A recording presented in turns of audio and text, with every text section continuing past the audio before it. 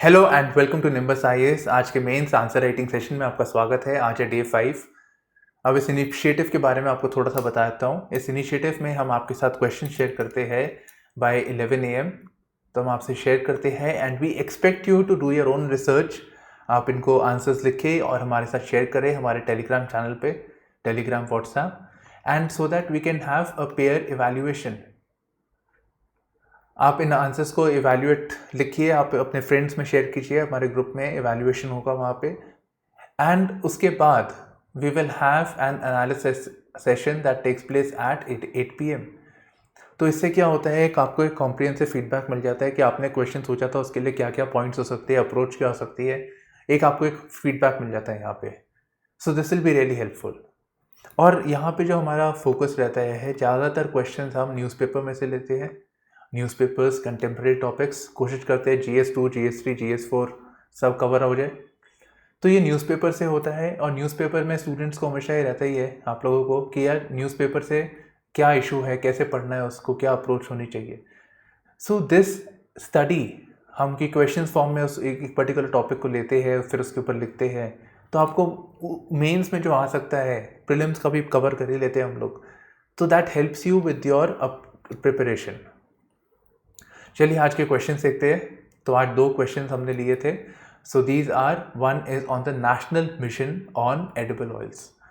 तो ये अभी रिसेंटली अनाउंस की गई थी। तो आपको स्कीम के बारे में जो भी मेजर्स चाहिए थे वो तो आप ले सकते हैं आराम से नेट से। But beyond this there is a cause of concern कि यार ये अगर ज़्यादातर पाम ऑयल्स कल्टिवेट होना शुरू हो जाए, so that will have certain impact on the nature. Some side effects would be there of this. तो काफ़ी सारा न्यूज़ के अंदर आ रहा है ऑन दीज 2 थीम्स एंड इसीलिए ये क्वेश्चन पूछा गया है। And second question is about one nation one ration card which is again in the newspapers. And इसका जो बेसिक रीज़न था that was about the welfare of the migrant workers. तो Covid के चलते जो माइग्रेंट क्राइसिस हुआ था, that also highlighted the need to focus on the issue of migrants. Migrants आपका एक टॉपिक भी है। This is also a social issue for general studies 1। ठीक है, तो GS1 हो सकता है या फिर सोशियो इकोनॉमिक डेवलपमेंट GS3 या फिर measures taken by the government for vulnerable sections GS2 भी हो सकता है। That is up to UPSC how they want to go with it. बस we have these 2 questions over here. चलिए आज के पहले क्वेश्चन को देखते हैं। Recently the announced national mission on edible oil palm will help India become self-reliant in edible oil and reduce dependence on imports. तो एक स्टेटमेंट है, जनरल सा स्टेटमेंट है यहाँ पे, and that was the very idea of introducing the scheme. ठीक है, अब यहाँ पे बोल रहा है क्रिटिकली डिस्कस। हमें ये स्टेटमेंट जो है यहाँ पे नेचुरली हमें इसको इलैबोरेट करना होगा। हम पहले बताएंगे स्कीम के बारे में, बेसिक डिटेल्स बताएंगे कि क्या क्या है इसके बारे में। उसके बाद में जो इसकी बेनिफिट्स है, the significance of the mission, वही जो इस स्टेटमेंट को इलैबोरेट करते तब भी आपको सिग्निफिकेंस ही मिलता। एंड बाद में ये significance are not without its shortcomings. तो इसके जो शॉर्टकमिंग्स होंगी, जो इसकी कंसर्न्स होंगी, जो आपने ओपिनियन सेक्शंस में पढ़ी होंगी, उसको आप यहाँ पे मेंशन कीजिए वन बाय वन। तो कलेक्टिवली इन सब के बेसिस पे आपके पास एक कंक्लूजन आना चाहिए कि आप क्या निष्कर्ष निकालते हैं इसके बारे में। तो ये कंक्लूड कीजिए कि आप क्या आउटकम है of considering all the facts that you have presented. ठीक है, ऑल द ऑब्जर्वेशंस, उसके बेसिस पे आपका क्या आंसर आता है। सो this is the approach that should be followed in your answers, वही जो मैंने आपको यहाँ पे बताया है। अब आते हैं basics about the national mission on edible oil palm. ठीक है, तो इसके बारे में है। So naturally this is about the promotion of edible oils, specifically oil palm के बारे में है। अब इस रेफरेंस में हमें पता होना चाहिए that India is one of the largest consumers of the vegetable oils. Vegetable oil बहुत लगता है आजकल। Recently there is a government के अगेंस्ट थोड़ा सा आउटक्राई भी है कि भाई एडिबल ऑयल्स के रेट्स बढ़े हुए हैं। ठीक है, पॉलिटिकल प्रेशर भी है यहाँ पे। एंड बाय एंड लार्ज हम लोग ये जो ऑयल होता है हम इंपोर्ट कर रहे हैं। इवन दो हमारे पास, हम ट्रॉपिकल कंट्री है, हमारे पास एडवांटेज है ज्योग्राफी का, पर फिर भी हम इंपोर्ट कर रहे हैं फ्रॉम वेरियस अदर कंट्रीज। तो एक तो इंपोर्ट हो रहा है, एंड दूसरी बात, ये जो जितना भी एडिबल ऑयल इंपोर्ट हो रहा है इसमें से 55% is palm oil. thereby the emphasis is on the palm oil या ऑयल पाम कह लीजिए इसको। सो इंट्रोड्यूस करेंगे, आप बताइए स्कीम के बारे में। फॉर एग्जांपल हमने ये PIB से थोड़ा सा लिया हुआ है। Recently the prime minister announced the national mission on edible oil with an investment of 11,000 crore over a 5-year period. मतलब ये 5 years का है। फिर आप बता सकते हैं that this is a centrally sponsored scheme, मतलब there is a component of state, so state would be paying, the centre would be paying, तो एक कॉम्पोनेंट है यहाँ पे। अब इससे क्या होगा, इसका बेनिफिट्स क्या होंगे?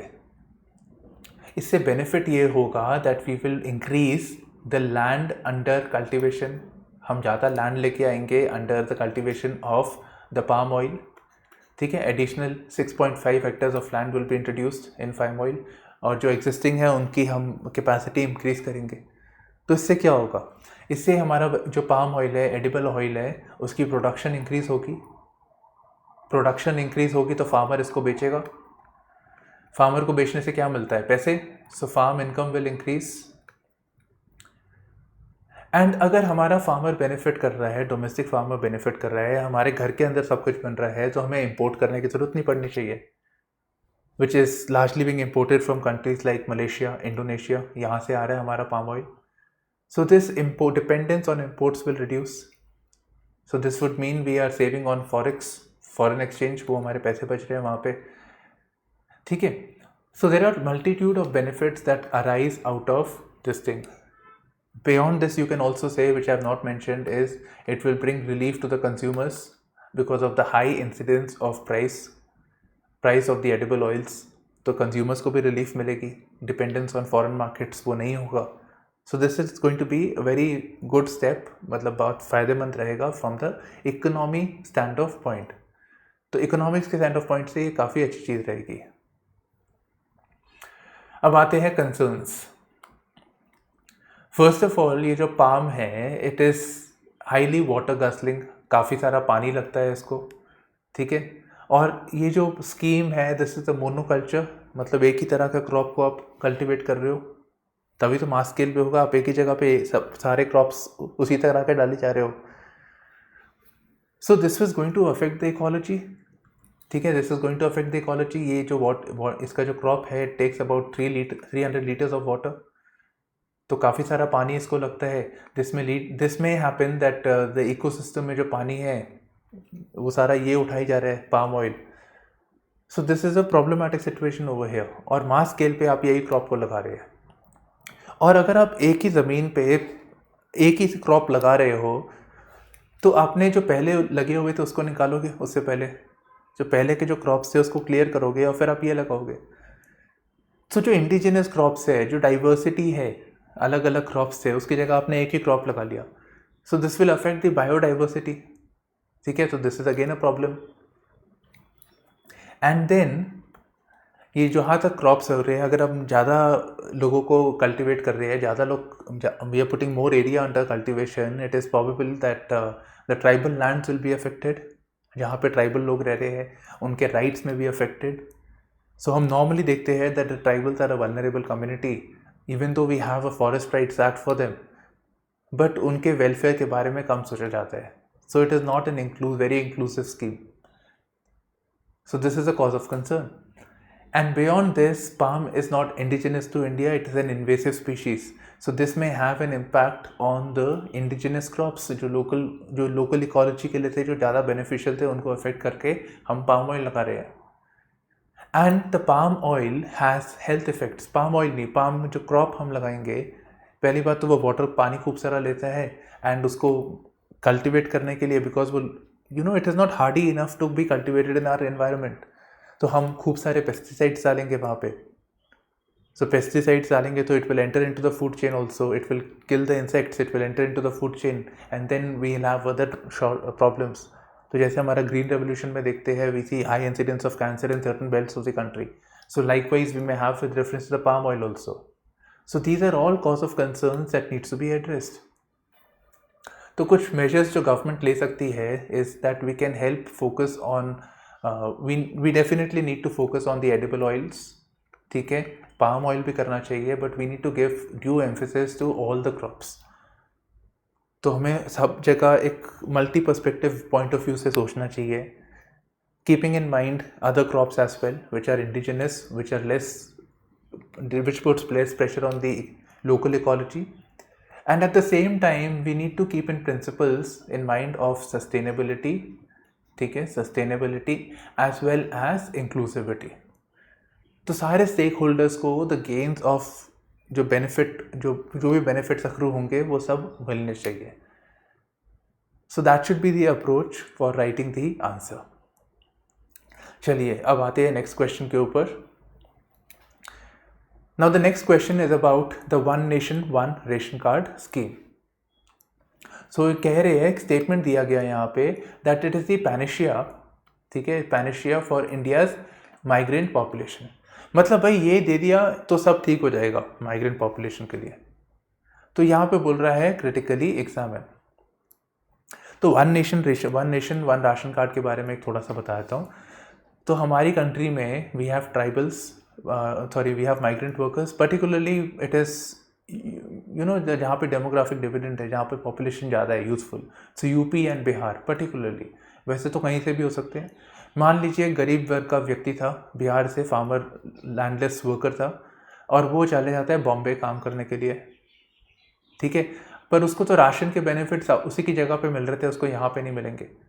तो इसको सॉर्ट आउट करने के लिए कि भाई जो भी बंदा जहाँ पे भी जा रहा है, पहली बात तो वो मार्जिनलाइज्ड है, वो वल्नरेबल है, तो उसके जो एंटाइटलमेंट्स है, जैसे कि national food security act provide करती है लो कॉस्ट राशन, ठीक है, 1 रुपये 2 रुपये 3 रुपये में आपको अनाज मिल जाएगा, आपको कुछ चावल मिल जाएंगे, तो कुछ बेनिफिट्स अक्रू होते हैं, पर because they move in a different place उनको नहीं मिलता है।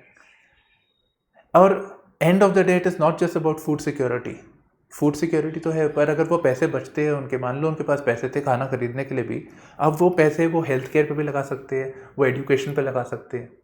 सो there are certain other benefits to it. तो ये question again it is talking about the benefits for the migrant population, पर यहाँ पे क्रिटिकल कॉम्पोनेंट है कि शॉर्टकमिंग्स क्या है, तो वो हमको बतानी है। So here the approach is introduced by mentioning the stating the basics of the one nation one ration card scheme। फिर आप उसके बेनिफिट्स बताइए, ठीक है, फिर उसके बताइए issues and challenges particularly in implementation of the scheme. अब ऐसी स्कीम है कि यार आपका obviously it is IT dependent scheme, Aadhaar होना चाहिए, ID होना चाहिए। हो सकता है किसी व्यक्ति का ना काम करे किसी टाइम पे, हो सकता है कि वो जो मशीन होती है ना, वो अपने मोबाइल के भी किया होगा, पॉइंट ऑफ सेल, वो जहाँ पे थंब प्रिंट लेते हैं वो आपको आइडेंटिफाई कर लेते हैं बायोमेट्रिक्स पे, हो सकता है वो काम ना करे, सो दे में बी एक्सक्लूशन एरर्स, तो वो सब आप मेंशन कीजिए यहाँ पे, and at the end of it you conclude suitably. चलिए अब इसके पॉइंटर्स देखते हैं। So one nation one ration card is being implemented nation wide for the, मतलब it provides nation wide portability of ration cards. तो मतलब अब एक जगह पे नहीं, हर जगह आपका चल सकता है under national food security act. ये मेंशन करना इम्पॉर्टेंट है। अब यहाँ पे हमें ये बताना पड़ेगा कि ये पोर्टेबिलिटी कैसे आ रही है, and that is being happening by the seeding of Aadhaar with the ration card. So that is how it is taking place, ठीक है। So under this plan, distribution of highly subsidized food grains is enabled through nationwide portability of ration cards through implementation of IT-driven systems by installation of e-point of sale devices.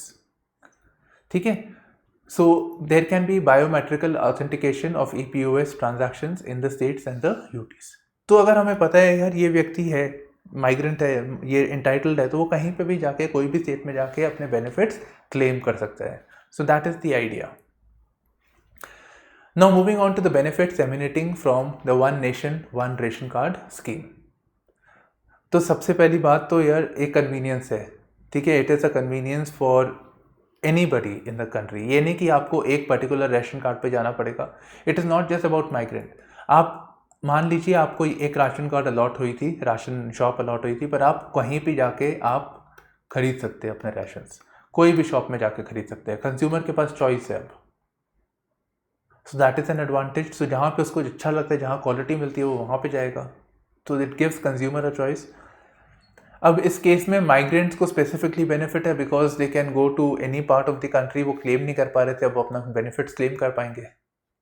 And इस reference में government के पास actual data नहीं था about the migrant workers, पर वो बोल रहे हैं कि नेशनल फूड सिक्योरिटी एक्ट में there are about 80 crore beneficiaries.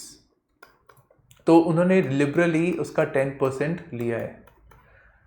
तो कह रहे हैं कि there are about 8 crore people जो माइग्रेंट वर्कर्स है उनको इसका बेनिफिट होगा। अब migrant workers specifically they are the most vulnerable people. ठीक है, या तो वो आप जहाँ जहाँ पे भी रहते हैं आप देखेंगे रैक पिकर्स है, गाड़ी साफ कर रहा है कोई, या फिर कुछ सब्जियाँ बेच रहा है। He may be from a different state, वो आपके यहाँ पे आया है पैसे कमाने के लिए, क्योंकि वहाँ पे भी कंडीशन ठीक नहीं थी, तो दूसरा अपने स्टेट से आपके यहाँ पे आया है। So they are the most vulnerable, और इनको सपोर्ट देना तो बहुत ज़रूरी है यहाँ पे। और सबसे बेसिक सपोर्ट है फूड सिक्योरिटी या national nutrition security. So that will be provided.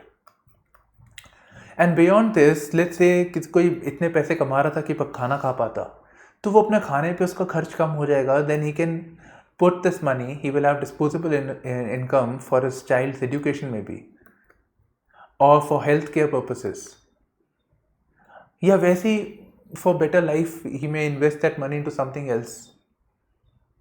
So even though this is about food, but at the end of it, it is about the savings, money.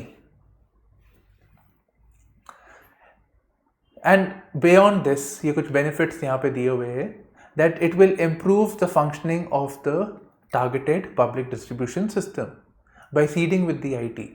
तो transparency होगी। ठीक है, हमने आधार, जो मेरी ration shops है उनको हमने आधार से इंटीग्रेट कर दिया, तो हमें पता है भाई गवर्नमेंट ने इतना अलॉट किया था, इतना डिस्ट्रीब्यूट हुआ है। अब मान लीजिए अलॉटमेंट और इसके पास जो स्टॉक में फ़र्क है, होता पहले क्या होता था कि ये वाला जो राशन वाला है ये इलीगली जो गवर्नमेंट से पैसे ये जो फूड कॉरपोरेशन ऑफ इंडिया से जो इनके पास अनाज आया था, खाना आया था, इलीगली ये बेच देते हैं टू शॉप्स। तो जो इनका था, जो लोगों का था, वो पैसा अब यहाँ चला जा रहा है, इलीगली शॉप्स को बेच रहे हैं वो लोग और यहाँ प्रॉफिट कर रहे हैं। पर क्योंकि ये आईटी के साथ कनेक्टेड है, तो there will be more transparency in the system. And यहाँ तो मैंने बता दिया आपको कि it will also provide the consumer with the choice कि कौन सा वाले के पास जाना है, उनकी मर्जी है यहाँ पे। So this will lead to reduction in the pilferage.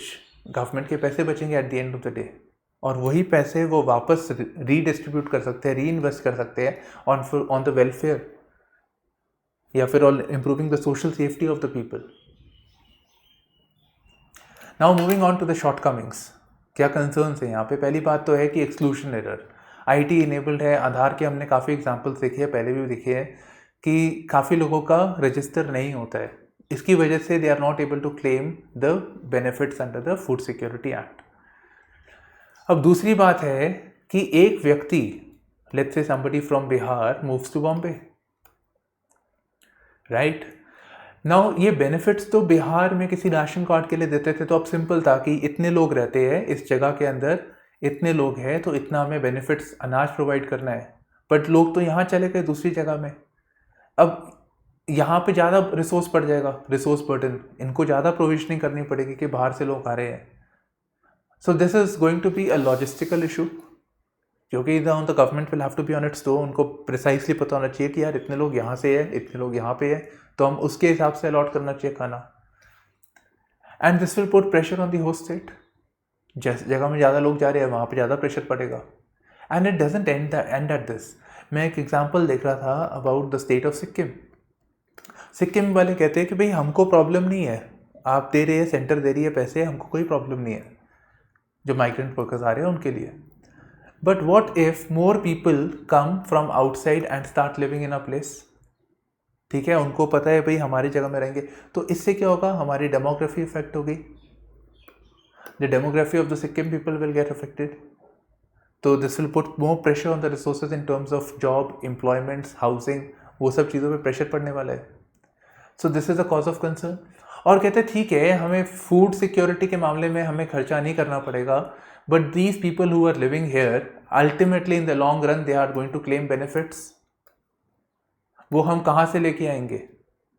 हमारे पास जो जितने लोग हैं उनके लिए पूरा नहीं पड़ता, अब और लोग बाहर से आ जाएंगे तो हम क्या करेंगे? People are going to demand at the end of it. अब उनको क्या पता सेंटर स्टेट के क्या इश्यूज होते हैं, right? So this is a cause of concern. तो डेमोग्राफी मैंने बता दिया आपको। अब इसको रेक्टिफाई करने के लिए कुछ सजेशंस है। One is we can invest in social auditing. Social auditing में भी done so that we know कि क्या डेमोग्राफी है, कितने लोग हैं, कितने लोग जा रहे हैं, उनका क्या इनकम स्टेटस है, हमको पता होना चाहिए। एंड दूसरी बात यहाँ पे ये है that we can have an alternative system. अभी रिसेंटली ई रूपी आया था, ठीक है, ई रूपी स्कीम लॉन्च की थी। तो why not rather than giving food subsidy हम दे रहे हैं, खाना सीधा सीधा दे रहे हैं, why not we give money या why not we give coupon. Coupon ही है एक तरह से ई रूपी, आप उसको खर्चा नहीं कर सकते। आप बस मान लीजिए 500 रुपये का आपके पास ई रूपी कूपन आ गया, तो आप वो कूपन देते हैं और उसके बेसिस में आप राशन ले लेते हैं। आप प्राइवेट दुकान किराना स्टोर से भी ले सकते हैं, आपको राशन शॉप में जाने की जरूरत ही नहीं पड़नी चाहिए। तो उस बेसिस में government can directly give e rupee, leakage का भी चांस कम है इसके अंदर। सो ऑल्टरनेट्स में be tried so that we don't have to worry about the logistics. वो मार्केट फोर्सेस अपने आप देख लेंगे, गवर्नमेंट ने पैसे डाल दिए, अपने आप क्लेम कर लेंगे, क्योंकि eight the end of the day तो गवर्नमेंट को खर्चा ही हो रहा है, पैसे ही लग रहे हैं। So that is an approach that can be adopted. अब आ जाते हैं कंक्लूजन के ऊपर। सो दिस माइग्रेंट क्राइसिस आप कैसे भी इसको कंक्लूड कर सकते हैं, आप बता सकते हैं कि दिस इज एन अपॉर्चुनिटी, ठीक है, फॉर हैविंग, यहाँ पे बोला गया है about the national migration policy. हम माइग्रेशन सिर्फ it's not about one nation one ration card, but we can have an holistic issue about the migrants and we need to give more priority to this particular dimension of a society, ठीक है। तो ऐसे भी conclude कर सकते थे आप इसको, या फिर आप इसी में से आप अपने कुछ पॉइंट्स लेके इसको कंक्लूड कर सकते थे, जैसे कि ई रूपी का। तो इससे क्या पता, आपने एक तरह से एक टॉपिक को अपने दूसरे के साथ मर्ज कर दिया। So that is an approach that you could follow. So this is all we have today in our analysis of newspaper answer writing. Thank you for streaming in to Nimbus IAS with me, Shubhashi Singh Rehal. Bye bye, take care and all the best.